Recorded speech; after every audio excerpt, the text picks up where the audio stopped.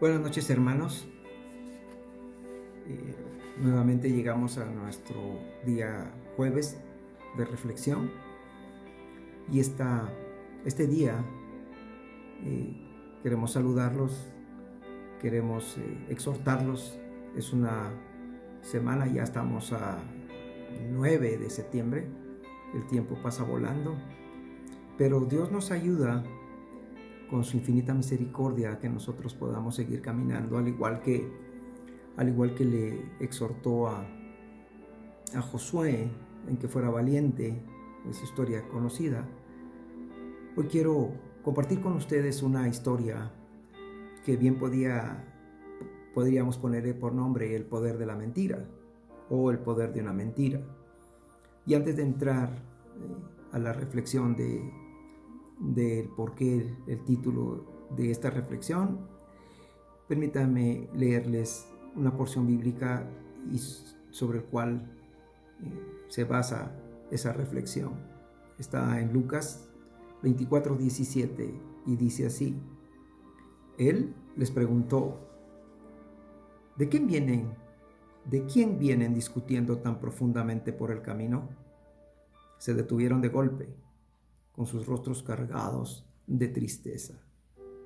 Ya han de haber imaginado de quiénes estamos hablando. Estamos hablando de los dos discípulos, dos testigos, dos personas que venían caminando por el camino de Emaús. Estas dos personas venían platicando acerca de los terribles sucesos que habían sucedido, valga la redundancia, que habían pasado en Jerusalén. La persona en quien habían creído, habían confiado, habían esperado, resultó que lo habían matado. Esa mentira había nublado incluso sus emociones. Ese razonamiento lógico humano provocó que sus emociones fueran contrarias a lo que Dios quería. Jesús en ese momento quería enseñarles. No lograban identificar quién era el Cristo, el ungido, aquel que les había dicho que venía para dar vida eterna y perdón de pecados. Es exactamente lo mismo que sucedía con las personas en los fariseos en el capítulo 9 de Juan. Nos explicaban cómo era posible que alguien que no veía de nacimiento, Dios le había dado la vista. En realidad Jesús le había dado la vista. Ese razonamiento y ese comportamiento son absurdos y son de personas que no creen. Son personas que caminan por lo que ven, no caminan por fe, como Dios nos ha pedido. O sea, en conclusión, ellos intentaban explicar por la vía del razonamiento algo que solamente tú y yo podemos comprender por el camino de la fe. Llegó el momento en que se tornó imposible para todos, ¿sí? Todas las personas que lo vieron, cómo era que de manera sobrenatural el ciego había visto. ¿Cómo es posible que la persona a la que ellos habían creído y confiado, estos discípulos de Emaús, la hubieran matado? No estaban dispuestos, ¿verdad?, a recorrer el camino de la fe. No se dieron cuenta que el mismo Jesús era quien caminaba al lado de ellos. Y muchas veces, cuando nosotros creemos una mentira del enemigo, Dios camina al lado nuestro, Jesús camina al lado nuestro, el Espíritu Santo nos guía. Y esa falta de fe, esa creencia de la mentira, es la que nos hace a veces apartar la mirada, a veces detenernos y a veces desviarnos de lo que Dios nos ha ofrecido, prometido en su palabra. Creer una mentira acarrea graves consecuencias, y no solo espirituales, sino ya en la vida normal y secular. Creer en mentiras acarrea consecuencias. Una de ellas es que afecta nuestras emociones. Los dos discípulos caminaban cargados de tristeza y de pesimismo. Venían cabizbajos, lamentándose, decepcionados. La palabra que emplea Lucas en este versículo es que ellos tenían una mirada sombría, de desconsuelo y de pesimismo, como si hubieran sido derrotados. ¿Hay alguna coincidencia cuando nosotros creemos una mentira del enemigo, que así nos sentimos? Decepcionados, perdidos, derrotados.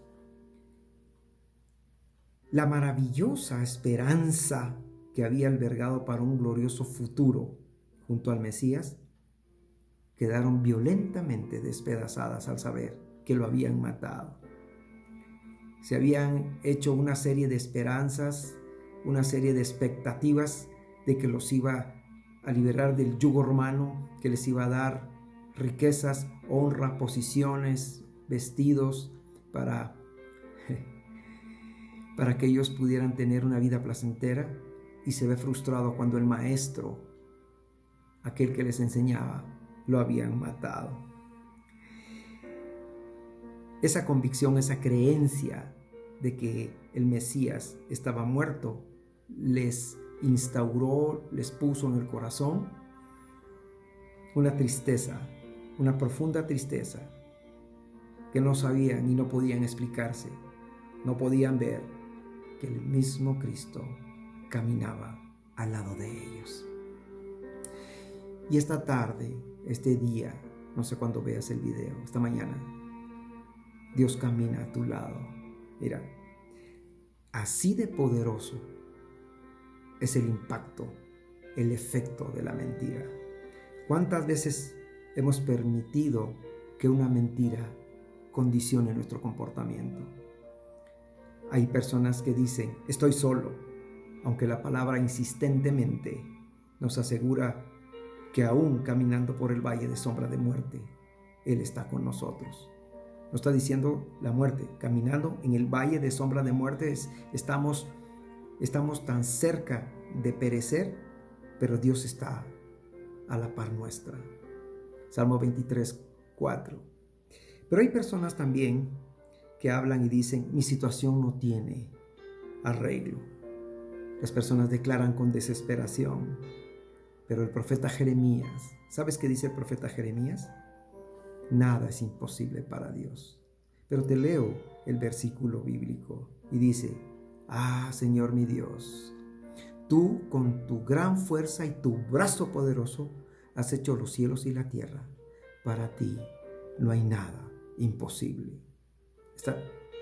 Este día te vengo a decir, no estás solo, no hay nada imposible para Dios que no te pueda dar, que no te pueda quitar, que no te pueda ayudar. Pero hay otra mentira también, que las personas creen y dicen, ya no aguanto más, ya no puedo más. Se olvidan de la promesa que está escrita en su palabra, que dice, ustedes no han sufrido ninguna tentación que no sea común al género humano, pero Dios es fiel y no permitirá que ustedes sean tentados más allá de lo que puedan aguantar. Antes de terminar el versículo, eso te quiero decir, la palabra tentación es prueba. No permitirá que usted, en esta versión, dice tentación, pero hay versiones que dice prueba. Dice, ustedes no, cambiemos la palabra. Ustedes sean probados más allá de lo que pueden aguantar. Más bien, cuando llegue la prueba, Él les dará también la salida a fin de que puedan resistir. ¿No estás solo? No te va a dar más de lo que puedas soportar, y tu situación, cualquiera que sea, siempre tiene arreglo, porque Él es el que arregla nuestras situaciones. La última último versículo que te leí está en primera carta de Corintios 10:13. Nuestras emociones se acomodan a lo que pensamos, amados y amadas. Pensamientos incorrectos generan emociones incorrectas. Eso lo dice la psicología y eso lo dice la palabra y eso lo dice el Espíritu Santo. Es por eso que resulta importante, por favor, revisar nuestras declaraciones, lo que dicen nuestros labios, para ver si se ajustan a la verdad revelada de Dios. Es decir, ten cuidado con lo que dices, porque dice su palabra que lo que dices recibes. Revisa antes de hablar si tus palabras, si tu pensamiento y tus palabras y tu corazón están alineados a las promesas que Dios tiene para tu vida. Cuando esas no son ciertas, esas declaraciones, debemos tomar autoridad sobre ellas y rechazarlas.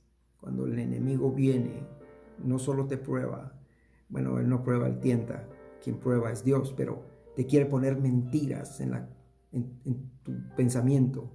Tú tienes con autoridad que rechazarlas en el poderoso nombre de Jesús. Y luego declarar, porque la palabra dice, y di tu realidad. Soy un hijo de Dios, soy una hija de Dios, soy bendecido, ninguna plaga tocará mi morada. Dios prometió que no me abandonaría, Dios prometió que no me dejaría, Dios prometió que me sustentaría con la diestra de su justicia. Nuestras emociones eventualmente se acomodan a lo que hemos escogido creer. Lo que tú creas es lo que vas a demostrar. Si estás derrotado, dice la palabra, así como la persona piensa, así es. Proverbios dice, si tú piensas que estás derrotado, estás derrotado. Si tú piensas que eres victorioso, victoriosa, eres victoriosa. Si tú piensas que eres hijo o hija, eres hijo o hija de Dios. Pero si tú piensas que eres desechado o desechada, estás desechado y desechada. Quiero finalizar con lo que dice segunda carta de Corintios 10, 4 y 5. Porque las armas de nuestra lucha no son carnales, sino poderosas en Dios para la destrucción de fortalezas, destruyendo especulaciones y todo razonamiento altivo que se levanta contra el conocimiento de Dios, y poniendo todo pensamiento cautivo a la obediencia de Cristo. En otras versiones dice, llevando todo pensamiento cautivo a la obediencia de Cristo Jesús. Este día, con autoridad, rechaza todo aquello que el enemigo ha querido, pretendido, deseado, que tú creas que no puedes, que estás solo y que estás derrotado. Y Dios te dice lo contrario. Nunca te he dejado, siempre he estado contigo. Todo lo puedes conmigo. Yo soy el quien te levanto y que te sustento. No te dejaré solo, porque para mí no hay nada imposible. Oremos, Padre. Gracias por la oportunidad que nos das de este día de poder venir delante de ti en oración a través de este medio con todos mis hermanos y hermanas para pedirte, Señor, que todo poder que pudiera tener una mentira hoy, con la autoridad de la sangre preciosa de nuestro Señor Jesucristo, la echamos fuera de nuestra vida, de nuestro pensamiento, de nuestro corazón, de nuestras emociones, y nos apropiamos de las palabras de victoria, las palabras de fortaleza, las palabras de valentía, las palabras de creer, de fe, de esperar, la victoria en aquel que desde antes de que naciéramos ya nos había dado la victoria en Cristo Jesús. Te lo pedimos, Padre, en el poderoso nombre de tu Hijo Jesús. Amén y amén. Que Dios te bendiga. Nos vemos, Dios primero, el día domingo. El tema del domingo, ya que se acerca al 15 de septiembre, es la verdadera libertad. Por si quieres estudiar algo antes para fortalecer tu alma, tu espíritu, tu confianza, tu creencia en Cristo Jesús. Que Dios me los bendiga. Un abrazo. Feliz noche. Hasta el domingo, si Dios quiere.